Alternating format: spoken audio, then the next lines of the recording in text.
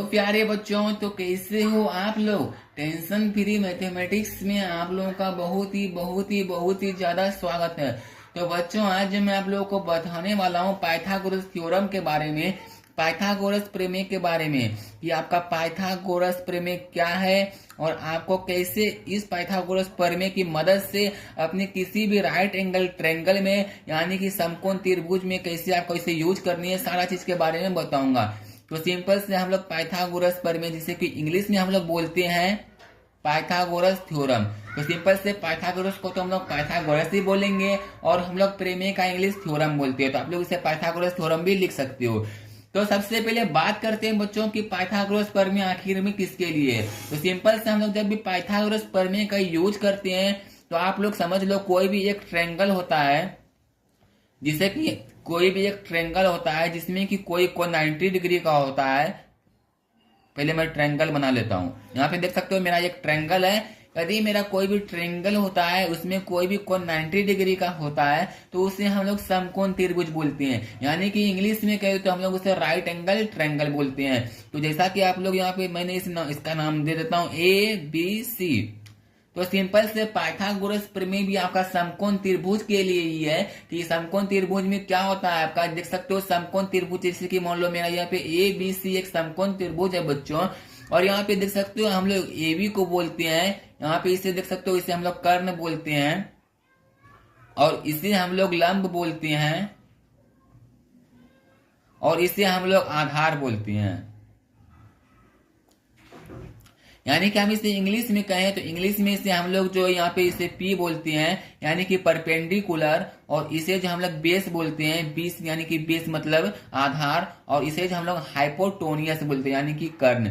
तो आप लोग देख सकते हो ये हम लोगों का एक समकोण त्रिभुज है। समकोण त्रिभुज जो यहाँ पे आप लोग देख सकते हो, यहाँ पे जो डंडा ऐसा खड़ा है, यहाँ पे जो 90 डिग्री का कोण बन रहा है, यहाँ पे आप लोग देख सकते हो 90 डिग्री का कोण बन रहा है, इसे हम लोग परपेंडिकुलर बोलते हैं यानी कि लंबवत बोलते हैं। इसे आप लोग लंब भी बोल सकते हो। ए भी हम लोगों का क्या हो गया, लंब हो गया।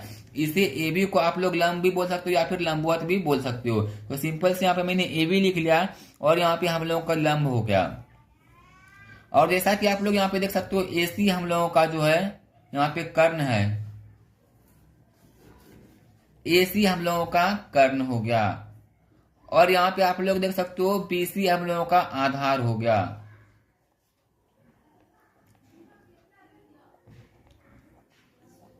अब मैं आपको बताता हूं कि आपको ये सारा चीज याद कैसे रखनी है ताकि आप जिंदगी भर नहीं भूलेंगे कि इसमें से कर्ण कौन सा है, लंब कौन सा है, आधार कौन सा है। तो यहाँ पे आप लोग देख सकते हो, सिंपल सा भाषा में आप लोग समझ सकते हो। यहाँ पे आप देख सकते हो यहाँ जो 90 डिग्री का कोण बन रहा है, यहाँ पे एंगल बन रहा है AB में, ABC में, तो सिंपल से इसे हम लोग परपेंडिकुलर बोलते हैं। यानी कि आप लोगों का क्वेश्चन में यदि ऐसे करके कोई भी चीज रहेगा तो उसे हम लोग परपेंडिकुलर बोलते हैं। यानी कि हिंदी में इसे लंब बोलते हैं, इंग्लिश में परपेंडिकुलर बोलते हैं। तो हो ना गया बात, ये हो गया परपेंडिकुलर।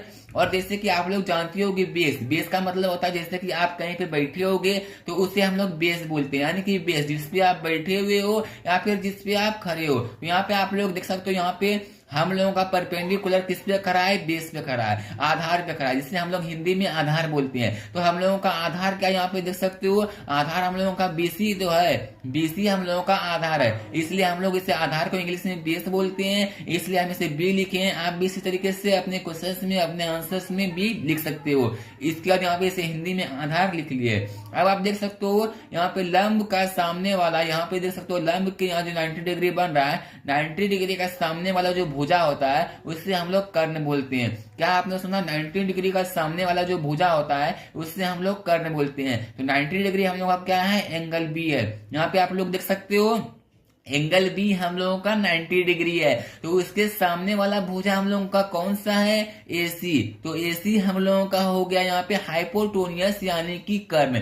तो यही हो गया आपका समझने की बात। चलिए अब बताता हूँ पाइथागोरस प्रमेय क्या होता है। पाइथागोरस का कहना था कि यहाँ पे देख सकते हो, इसमें जो किसी भी समकोण त्रिभुज में, सबसे पहले पाइथागोरस ने ये कहा था, पाइथागोरस कोई भी प्रमेय का नाम तो है ही, साथ में पाइथागोरस एक मैथ्स के साइंटिस्ट का नाम है जिन्होंने अपना एक खुद का प्रमेय दिया और बताया कि किसी भी समकोण त्रिभुज में यानी कि राइट एंगल ट्रायंगल में, यहाँ पे देख सकते हो कर्ण और आधार, यहाँ पे लंब और आधार से यानी कि किसी भी समकोण त्रिभुज में सबसे बड़ी भुजा कर्ण होती है। किसी भी समकोण त्रिभुज में सबसे बड़ी भुजा क्या होती है? कर्ण होती है। आप लोग भी यहाँ पे अंदाजा लगा सकते हो। यहाँ पे देख सकते हो ट्रायंगल क्या है? ए बी और बी सी। बी सी तो हम लोगों का यहाँ पे आधार हो गया, यहाँ पे बेस हो गया, और ए बी हम लोगों का क्या? लंब हो गया। बट यहाँ पे आप लोग देख सकते हो एसी हम लोगों का क्या है? यहाँ पे एसी हम लोगों का कर्ण है, जो कि सबसे बड़ी भुजा है। तो सबसे पहली बात ये हो गई, पाइथागोरस ने कहा था। अब पाइथागोरस का प्रमेय क्या है उसके बारे में बात कर लेते हैं। तो पाइथागोरस का प्रमेय सिंपल से भाषा में आप समझ सकते हो। उनका कहना था, जैसे कि मैंने आपको बता दिया कि उनका कहना था कि किसी भी समकोण त्रिभुज में, किसी भी समकोण राइट एंगल ट्रायंगल में कर्ण सबसे बड़ी भुजा होती है। किसी भी समकोण त्रिभुज में उस त्रिभुज के भुजा में कर्ण सबसे बड़ी भुजा होती है। यानी कि उसका मतलब प्रमेय था कर्ण का स्क्वायर बराबर लंब का स्क्वायर प्लस आधार का स्क्वायर। यानी कि यदि हम लोग कर्ण का स्क्वायर करते हैं, कर्ण का वर्गमूल करते हैं, तो कर्ण का स्क्वायर जो है लंब के स्क्वायर प्लस आधार के स्क्वायर का बराबर होगा। यानी कि यही है हम लोगों का पाइथागोरस प्रमेय, और बहुत ही सिंपल है, जो कि आप लोगों को भी याद रखनी है। तो पाइथागोरस प्रमेय का कैसे हम लोग यूज करते हैं उसके बारे में भी बताऊंगा। तो सबसे पहले लिख लेता हूं कि पाइथागोरस प्रमेय, पाइथागोरस थ्योरम होता क्या है। तो सबसे पहले यहाँ पे मैं नीचे की तरफ आ जाता हूँ। यहाँ पे मैं ट्रायंगल फिर से बना लेता हूँ ताकि आपको अच्छी तरीके से समझ में आए और आपको कहीं भी कोई कंफ्यूजन ना हो। तो सिंपल से मैं एक राइट एंगल, सॉरी ये रॉन्ग बन गया, मैं एक राइट एंगल ट्रायंगल सबसे पहले बना लेता हूँ।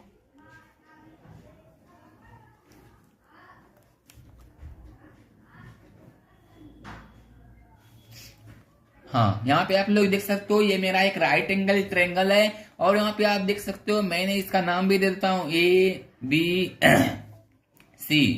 यहाँ पे हम लोगों का ये पी हो गया, ये बी हो गया, और ये एच हो गया।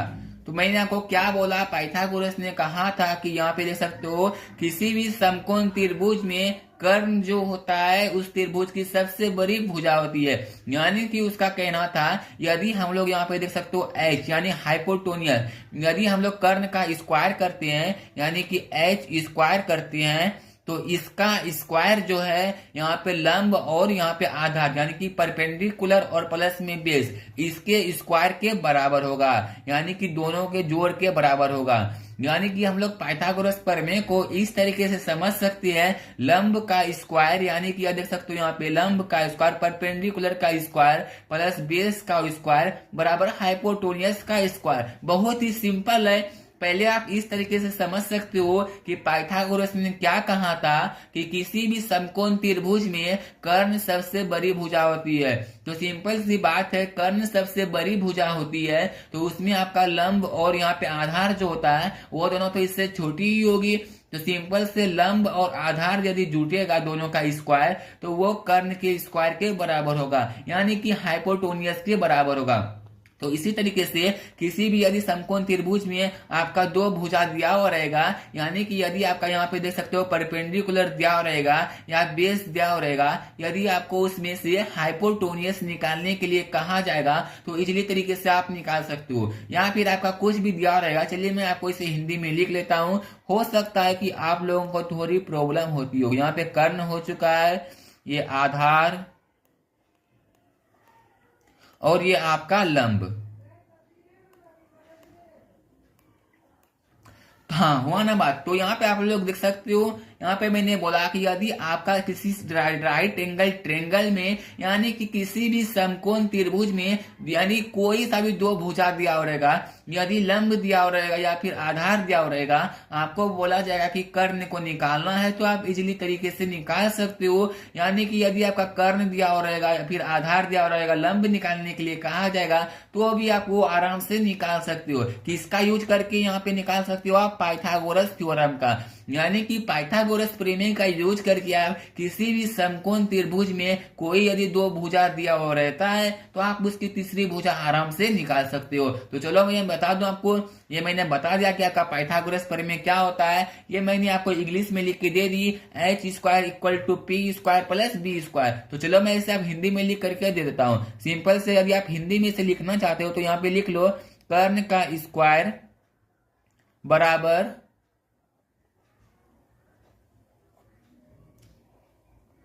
लंब का स्क्वायर प्लस आधार का स्क्वायर।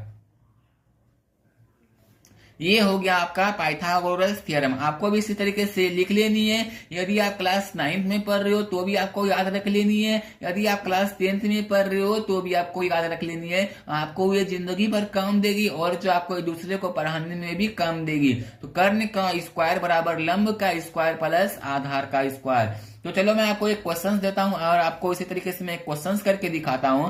किसी समकोण त्रिभुज में यहाँ पे देख सकते हो, मैं ले लेता हूँ एग्जांपल्स के तौर पर, क्योंकि ज्यादा लिखूंगा तो ज्यादा टाइम लग जाएगी। तो सिंपल से मैं सबसे पहले एक राइट एंगल ट्रायंगल ले लेता हूं।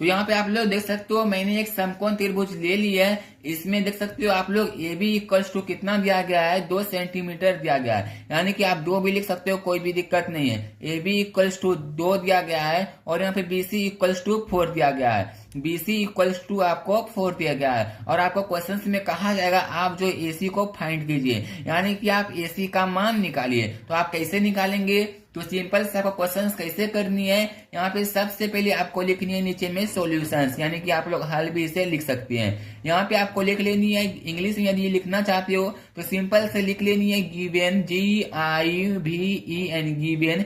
यहाँ पे यदि आप इसे हिंदी में लिखना चाहते हो तो यहाँ पे आप लिख सकते हो दिया गया है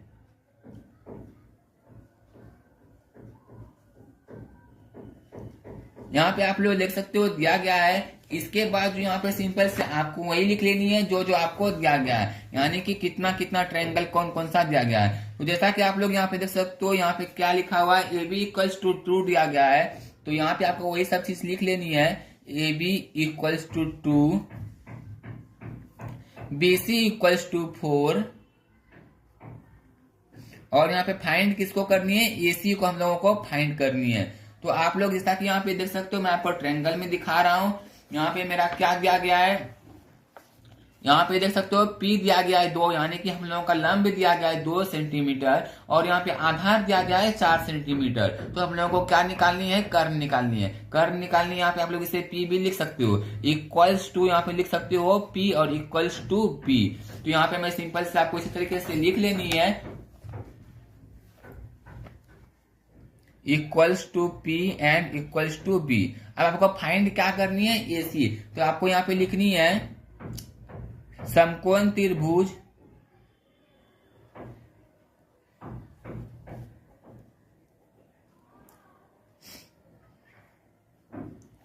ABC में,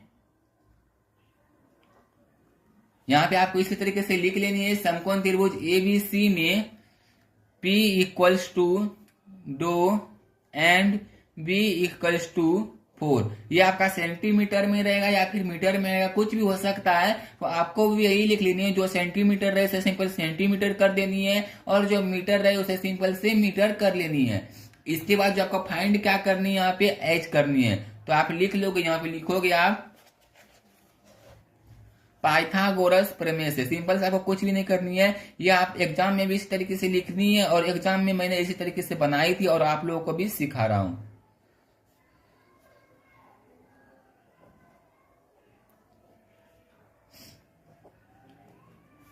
यहाँ पे आप लोग जानते हो पाइथागोरस प्रमेय क्या होता है। यहाँ पे होता है कर्ण का स्क्वायर इक्वल्स टू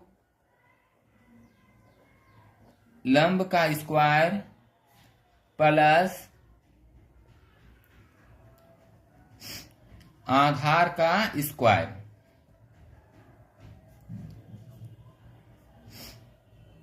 तो आप यहाँ पे देख सकते हो मेरा यहाँ पे लंब कितना दिया गया है, 2 सेंटीमीटर दिया गया है। यहाँ पे कर्ण का स्क्वायर सिंपल से आप लोग लिख लो, जो चीज नहीं दिया गया उसे सिंपल से लिख लेनी है। यहाँ पे इक्वल का साइन है, इक्वल दे देनी है। यहाँ पे लंब हम लोग का कितना दिया गया है, 2 सेंटीमीटर। तो सिंपल से यहाँ पे आपको 2 लिख लेनी है, स्क्वायर है, स्क्वायर दे देनी है। प्लस का साइन है, यहाँ पे आप लोग देखो प्लस का साइन है तो सिंपल से प्लस दे देनी है। यहाँ पे हम लोगों का बेस कितना दिया गया है 4 सेंटीमीटर, यानी कि आधार हम लोगों का 4 सेंटीमीटर दिया गया है तो सिंपल से यहाँ पे 4 लिख लेनी है। यहाँ पे स्क्वायर है तो सिंपल से स्क्वायर लिख लेनी है। इसके बाद नीचे में आपको सिंपल से वही करनी है जो आपका लिखा हुआ है। यहाँ पे कर्ण का स्क्वायर है तो सिंपल से कर्ण का स्क्वायर आप लोग दे दो। इसके बाद इक्वल का साइन है, इक्वल का साइन दे दो। 2 का स्क्वायर 4, प्लस का साइन प्लस, 4 का स्क्वायर 16, तो सिंपल से इस तरीके से लिख लो। फिर यहाँ पे हम लोग कर्ण का स्क्वायर देंगे या फिर कर्ण को आप लोग हाइपोटेन्यूस h भी लिख सकते हो। 4 + 16 यानी कि 20। यहाँ पे आप लोग देख सकते हो स्क्वायर है इस साइड में, बराबर के इस साइड में। स्क्वायर यदि बराबर के उस साइड जाता है तो हम लोगों का रूट बन जाता है। इसलिए हम लोगों का यहाँ पे देख सकते हो मैं कर्ण को h लिख रहा हूँ, इससे कोई भी दिक्कत मत लीजिएगा क्योंकि कर्ण को हम लोग हाइपोटेन्यूस बोलते हैं इंग्लिश में, यानी कि h।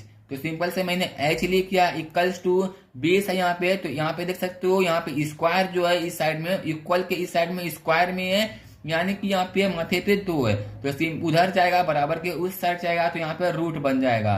तो यहाँ पे रूट 20 इस तरीके से हो जाएगा। आप इससे आपको सॉल्व कर लेने। रूट 20 को जब आप सॉल्व करते हो मैं साइड में करके दिखाता हूँ। तो यहाँ पे देख सकते हो रूट 20 को आप क्या लिख सकते हो। सबसे पहले आप 2 से खिलाओगे यहाँ कितना आ जाएगा 10, और फिर 2 से खिलाओगे यहाँ कितना आ जाएगा 5। तो आप इस तरीके से लिख सकते हो उसे 2 × 2, 2 × 2 × 5, यानी कि आपसे 2 स्क्वायर × 5 लिख सकते हो। 2 का स्क्वायर × 5, इसलिए हम लोग यहाँ पे लिख सकते हो 2 का स्क्वायर × 5 इस तरीके से 20, यानी कि आप इसे रूट 10 लिख सकते हो। इसलिए हम लोगों का हाइपोटेन्यूस कितना निकल गया रूट 10। आपका यही आंसर हो जाएगा और आपको इसी तरीके से लिख लेनी है। ये आपका आंसर हो चुका है। तो कैसी लगी आज का वीडियो हमें कमेंट करके बताओ। इसी तरीके से आप भी पाइथागोरस प्रमेय का यूज कर सकते हो और पाइथागोरस प्रमेय को समझ सकते हो। मुझे आशा है कि आप लोगों को पाइथागोरस प्रमेय समझ में आ गई होगी।